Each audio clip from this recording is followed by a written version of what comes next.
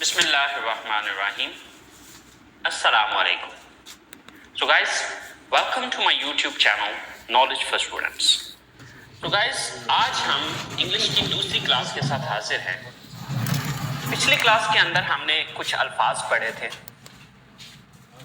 आज हम उन अल्फाज को जुमलों की सूरत में इस्तेमाल करना सीखेंगे।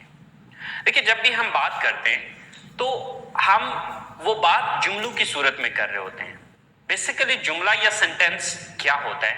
सेंटेंस असल में मुख्तलिफ अल्फाज को हम जो एक सही तरतीब में लिखते हैं या बोलते हैं उसको जुमला कहा जाता है। सो गाइस, आज हम सीखेंगे कि इन अल्फाज को जुमलों की सूरत में कैसे लिखा जाता है। तो चलें गाइस, स्टार्ट करते हैं। How to make a sentence, कि एक सेंटेंस हम किस तरह से बनाते हैं। So for making a sentence what we need, हमें सेंटेंस बनाने के लिए क्या चाहिए, किस चीज की हमें जरूरत होती है। So let's see. So guys, first of all we need a subject. सबसे पहले हमें एक जुमला बनाने के लिए क्या चाहिए? सब्जेक्ट चाहिए। The second thing, verb. दूसरी चीज जो हमें चाहिए इसमें वो चाहिए verb. And the third thing would be object. जो तीसरी चीज हमें इसमें चाहिए वो है हमारा ऑब्जेक्ट। अब बात यह है कि हमें ये चीज समझने की जरूरत है कि ये सब्जेक्ट क्या है, वर्ब क्या है एंड ऑब्जेक्ट क्या है। ओके, बेसिकली ये हमारे जुमले की तरतीब है कि जो हमने अल्फाज को अरेंज करना है, जो अल्फाज को हमें एक तरतीब में लिखना है वो हम इस तरतीब में लिखेंगे। सबसे पहले हम सब्जेक्ट लिखेंगे, उसके बाद वर्ब लिखेंगे और उसके बाद ऑब्जेक्ट लिखेंगे। बट सबसे पहले ये समझ लेते हैं कि ये सब्जेक्ट क्या है, वर्ब क्या है एंड ऑब्जेक्ट क्या है। So let's talk about that. तो सबसे पहले हम ये समझते हैं कि सब्जेक्ट क्या चीज है। So guys, subject is a word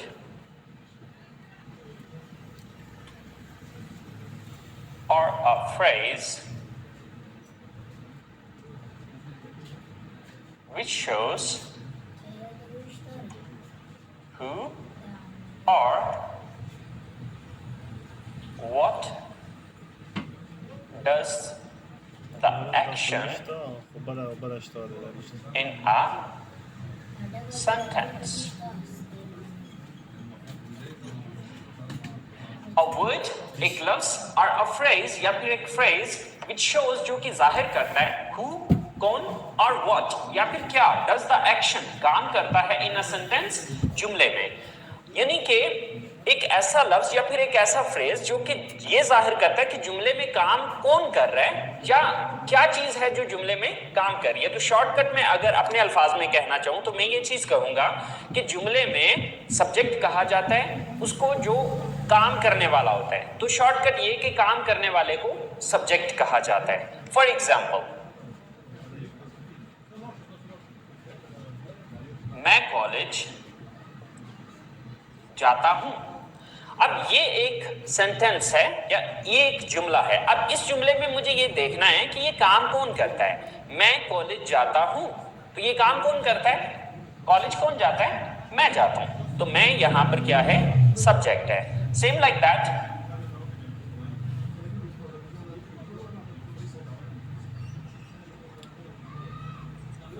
हम क्रिकेट खेलते हैं। अब हम क्रिकेट खेलते हैं, इस जुमले के अंदर ये काम कौन करता है? क्रिकेट कौन खेलता है? हम खेलते हैं। सो हम यहां पर सब्जेक्ट है।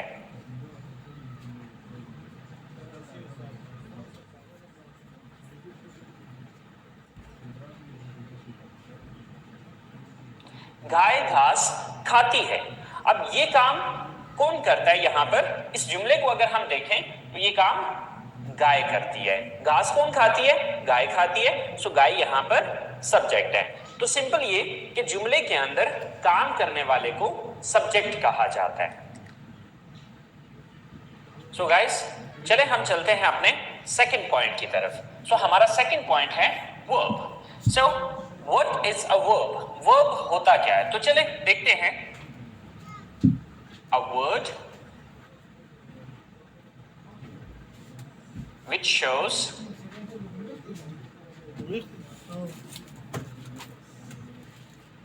the action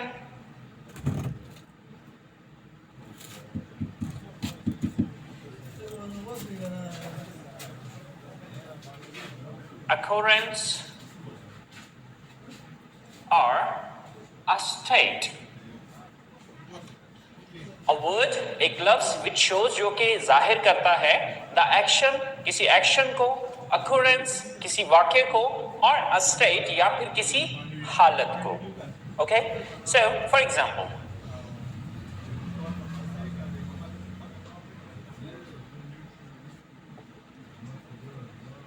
मैं कॉलेज जाता हूं. सो यहां पर काम करने वाला कौन है? मैं हूं. तो मैं हो गया सब्जेक्ट. लेकिन अब देखना यह है कि मैं करता क्या हूं. सो जाता हूं, ये यहां पर हमारा वर्ब है. सेम लाइक दैट,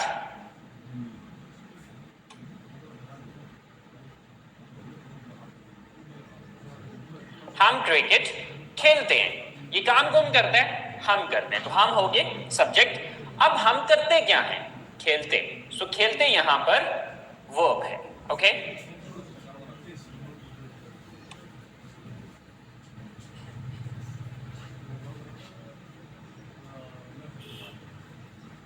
आप इंग्लिश सीखते हैं. ये काम कौन करता है? आप करते हैं. तो आप हो गए सब्जेक्ट. लेकिन आप करते क्या हैं? सीखते हैं. तो सीखना वर्ब है. ओके, अगर मैं शॉर्टकट अपने अल्फाज में इस चीज को बयान करूं तो वर्ब कहा जाता है जुमले के अंदर जो भी काम हो रहा होता है. यानी कि सिंपली पहले नंबर पे आपने ये देखना है कि काम करने वाला कौन है.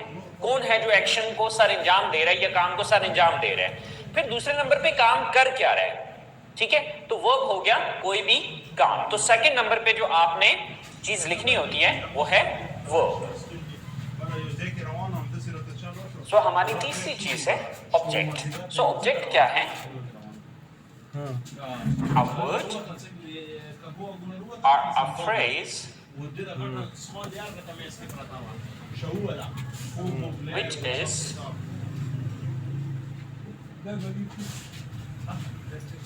affected by the action of a verb. A word, एक लफ्ज, और a phrase, या फिर एक phrase which is affected by the action of a verb, जिस पर किसी verb का या किसी काम का असर हुआ होता है. तो यानी कि शॉर्टकट अगर मैं अपने अल्फाज में समझाऊं तो जिस चीज पर काम वाकया हो रहा होता है उस चीज को ऑब्जेक्ट कहा जाता है. मिसाल के तौर पे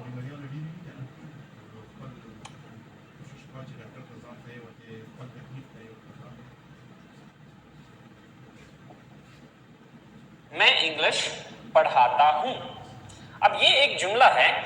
अब मैं यहां पर सब्जेक्ट है क्योंकि मैं ये काम करता हूं. मैं काम क्या करता हूं? पढ़ाता हूं. तो ये काम हो गया. लेकिन पढ़ाता क्या चीज हूं? ये पढ़ाने का मन किस चीज पे हो रहा है? इंग्लिश पे. तो इंग्लिश यहां पर ऑब्जेक्ट है. Okay, so same like that,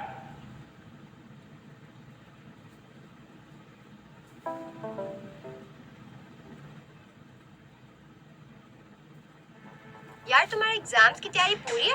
100%. पर तुम तो मोबाइल यूज कर रही हो. so same like that,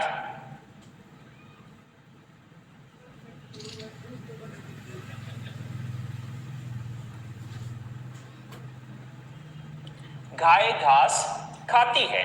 सो ये काम कौन करता है? गाय करती है. सो गाय सब्जेक्ट है. काम क्या करती है? खाती है. सो ये वर्ब है. लेकिन खाती क्या चीज है? ये खाने का अमल किस चीज पे हो रहा है? घास पे हो रहा है. तो घास जो है ये ऑब्जेक्ट है. ओके, सो आपने ये चीज याद रखनी है कि हमारा जो ऑब्जेक्ट है वो क्या चीज है? जिस चीज पर काम वाक़या हो रहा है.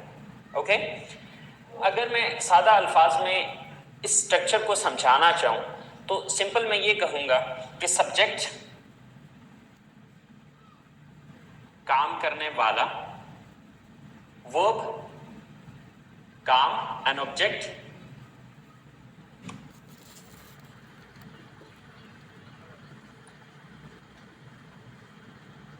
जिस चीज पर काम हो रहा हो। जब भी आपने एक उर्दू जुमले को इंग्लिश में लेके आना है तो उसके लिए आपने इस तरतीब को फॉलो करना है या इस ऑर्डर को, इस अरेंजमेंट को फॉलो करना है कि सबसे पहले आपने उर्दू जुमले के अंदर ये चीज देखनी है कि इस जुमले